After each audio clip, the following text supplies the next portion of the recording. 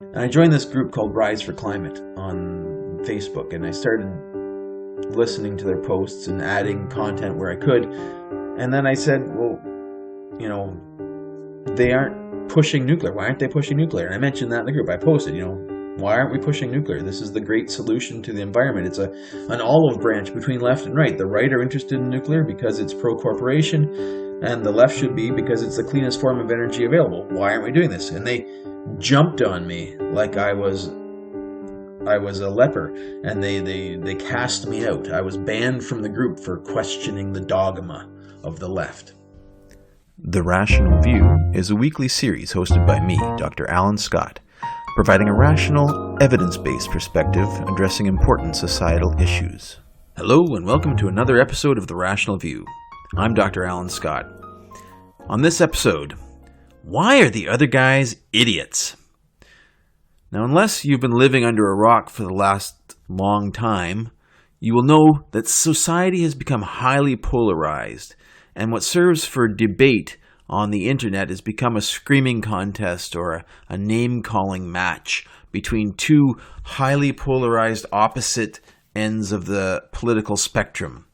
And I believe this is a very dangerous situation for Western liberal democracies, which depend on free and open discussion of issues.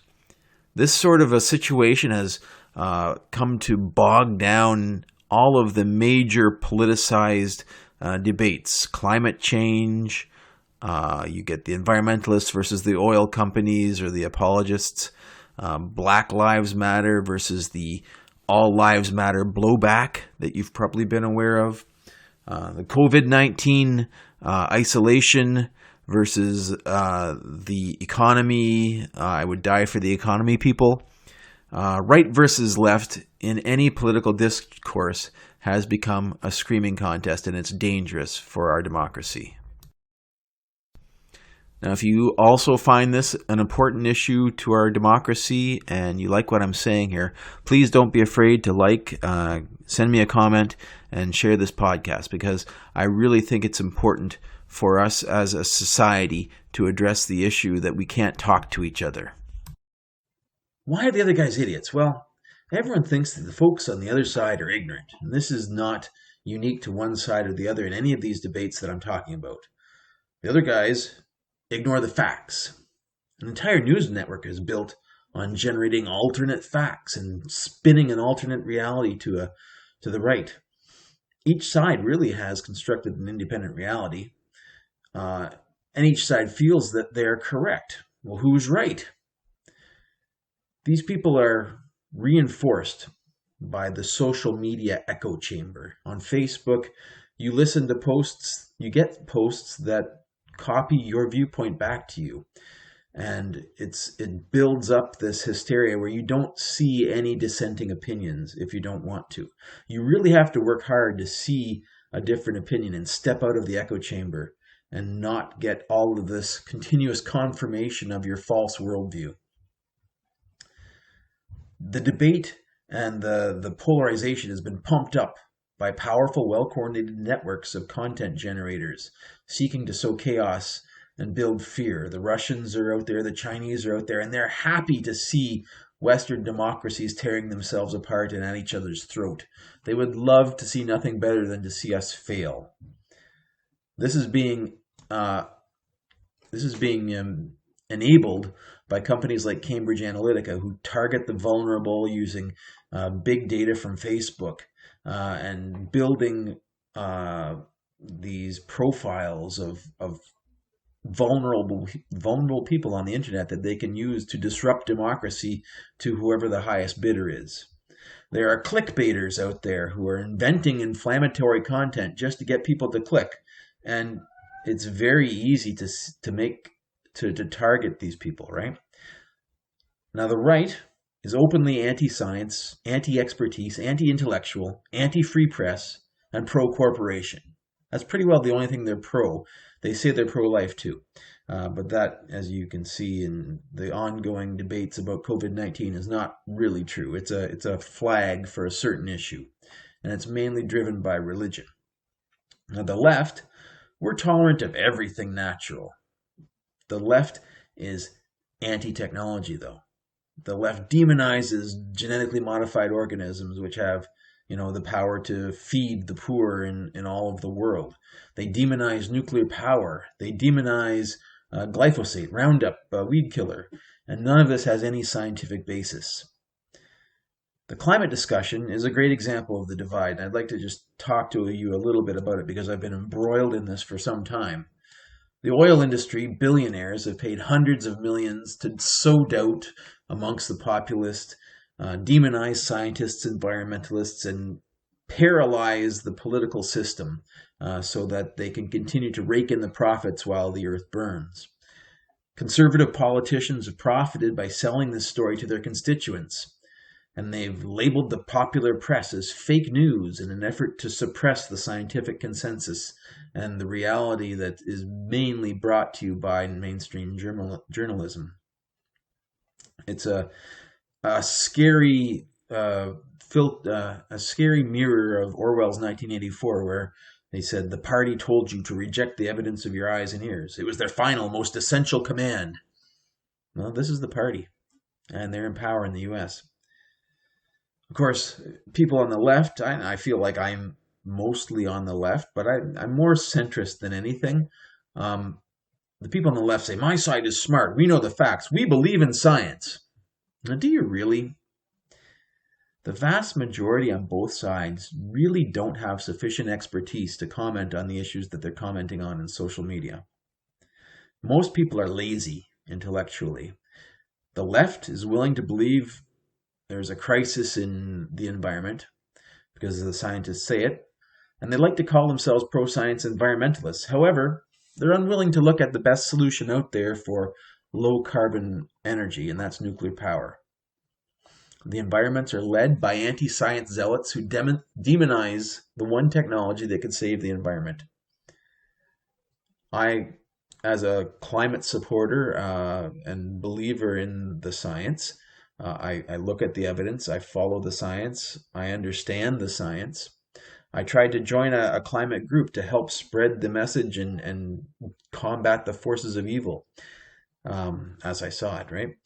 And I don't think it's evil. I think the people at the top are evil, but I don't think everyone's evil. Obviously, there's a lot of good people on the right.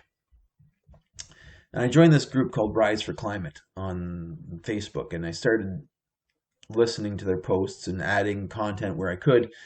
And then I said, well, they aren't pushing nuclear. Why aren't they pushing nuclear? And I mentioned that in the group. I posted, why aren't we pushing nuclear? This is the great solution to the environment. It's an olive branch between left and right. The right are interested in nuclear because it's pro-corporation, and the left should be because it's the cleanest form of energy available. Why aren't we doing this? And they jumped on me like I was a leper, and they cast me out. I was banned from the group for questioning the dogma of the left. Now, why? Why is the left anti-science? Well, environmentalists have been fighting large industries that have been destroying the environment for decades.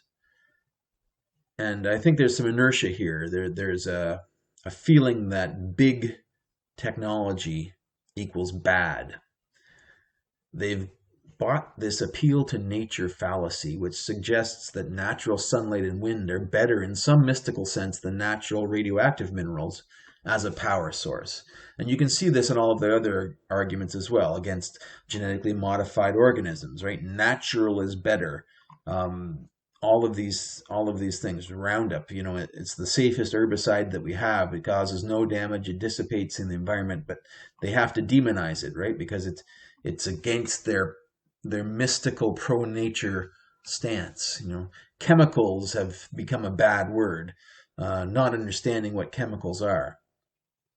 Now, a big problem with the climate issue is that nuclear power seems dangerous due to its association with nuclear weapons. And this isn't a real problem everywhere. I mean, Canada's CANDU reactors don't even use enriched weapons-grade uranium. The U.S. chose to use that because they wanted to build weapons. So I can see that there's definitely an issue there about proliferation with these enriched fuel reactors. But that isn't where we have to go to save the environment. Unfortunately, the debate, as you see it on the internet, has become something of a tribal pissing contest with neither side respecting the science. Each side talks past the other. Now, friends of mine, people who used to seem intelligent, I see them posting now, and they're basically just copying uh, these clickbait memes, like some sort of weaponized meme posting attack bots. Most social media debate degrades into name calling almost immediately. It's useless. Why? Well, no debate is really possible if we can't even agree on the basic facts. And this is crazy. It feels like we're living in the Matrix. There's an entire segment of society living in an artificial world that are being fed stuff by Fox News that bears very little resemblance to reality. And, the left is not wholly in this, right? As I say. So here I am. I am your Morpheus. I am going to show you the world as it really is, both left and right. And all it takes is skepticism and a willingness to consider more than one source of information. To constantly question what you are being told. Don't believe your leaders. Go out there and learn. There's so much information out there on the internet. Of course, one can't become an expert on everything. One needs to trust an expert.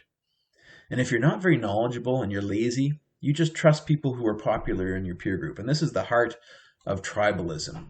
And if you're in a peer group, say a left-leaning group in urban society or a right-leaning group in a rural society, the fear of being ostracized and cast out and looking different, losing face, means that you're not even going to listen to the other side because each side has demonized the other. The right are these horrible hicks, and the left are these elites, and each of them is trying to destroy the other's view of the country. And it's not true. But if you're surrounded by only your tribe and you're hearing this constant clickbait, weaponized meme culture on the internet, you've got this faceless social platform where you talk to a caricature of the other. And again, Orwell, who's one of my favorite authors on nationalism, said, "The habit of identifying oneself with a single nation or other unit, placing it beyond good and evil, and recognizing no other duty than that of advancing its interests. The abiding purpose of every nationalist is to secure more power and more prestige, not for himself, but for the nation or other unit in which he has chosen to sink his own individuality." I started out that way as well. Back when I was a graduate student, I'd be on the internet jumping on morons from the other side, just adding flames and no content. And that doesn't help. You shouldn't be commenting unless you're adding content. That's one of my rules now on the internet is don't comment. Don't be a ditto head. Don't say, yes, that's better, I like it, or no, that's horrible, I don't like it, you're an idiot. It doesn't help, right? It just inflames. So why is it that the people that are so wrong seem so confident? And this is something called the knowledge curve. Now, the knowledge curve basically states that if you don't know anything about something, you're operating from a straw man or a caricature of the real data, and you're very confident. You've been told something, or you've got some idea, some simple idea that your mind is glommed onto, and you're the master of this domain. But once you start learning a bit, you realize that you don't know very much at all. And this is the place where you can start. The humility that you have to get to start looking at, when you start looking at an issue, is important. And then you continue to follow the debate, you go to the references, you look at the original scientific literature, you learn a bit, and then you start to feel like you know a little bit about the issue. And this is when you can really contribute on science and social media. And not only is the knowledge curve something that's important, there's a couple guys called Dunning and Kruger who put out a paper about the knowledge curve, and they basically said that there are people out there that can't progress on the knowledge curve. Basically, they're either too lazy or too stupid, and the issue is too ignorant to recognize that they are spouting nonsense. And this is called the Dunning-Kruger effect. Basically, if you're too ignorant to realize that you're know nothing, you become very confident, and you can't be convinced of the truth. Now, these people aren't evil. The people on the other side of the argument aren't evil, and they're not stupid. There are a few leaders that are, and most people are frightened and easily victimized in their echo chamber where they don't get more than their own group's message. They can't trust the out-group experts for fear of being ostracized.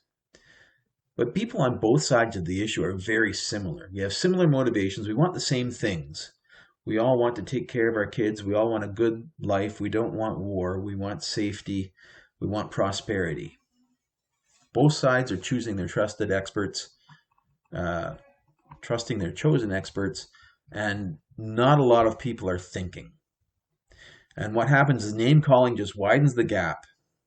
We need to get to a place where we can talk respectfully and interact without name calling and laughing at each other's posts and just adding up the likes versus the laughs. You need to reach out with compassion and understanding.